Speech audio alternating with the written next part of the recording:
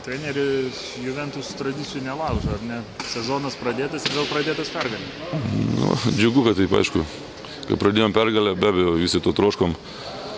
Gal tas jaudulys, tas pirmas varžybos vis dėlto atsirado, nu kaip neatsirado, bet ta prasme yra 6 nauji žmonės.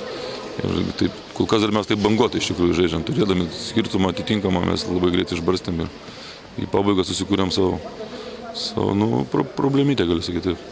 Ta persvaros išbarstymą lėmė pasikeitusi varžovų gynyba, spaudimas, kurį jie pradėjo taikyti ketvirtajame kėlinyje. Aš manau, gal tas toks, nesakyčiau, kad atsipalaidavimas, bet gal pajautimas, kad čia turim jau apčiopiamą rezultatą ir gal toks nusiraminimas, kad taip ir toliau eis.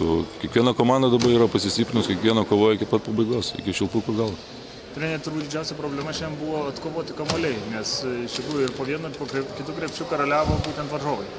Aš akcentavau prieš pasiruošimą, kad tai komanda, kuri pasiėmė, pirmose varžybose paėmė 19 kamuolių, dabar paėmė 12. Buvo akcentuota, nežinau, vyrai gal neįsiklausė, kad jie prašiausiai dėl kiekvieno kamuolio lipo ir kovoja. Tai kad čia yra visų aikštelė esančių žaidėjų tvėrimas. Pirmoje pusėje puikiai tvarkėte su varžovu amerikiečiu Chrisu Lau, antroje pusėje jis pelnė bene 20 taškų. Kodėl nepavyko jos sulaikyti ir pabaigoje? Vis dėlto tai yra universalus žaidėjas, greitas. Ir vis tiek kažkada turi prisitaikyti, bet manau, kad vienas žaidėjas negali ištraukti. Turi padėti ir partneriai, kad geriau, kad visi mestų po 10 ten, jeigu jis 1-20.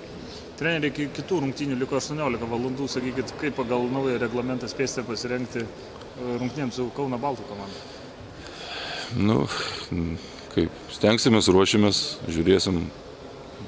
Pagrindinis dalykas atgauti jėgas, pailsėti ir rytoj važiuoti žaisti.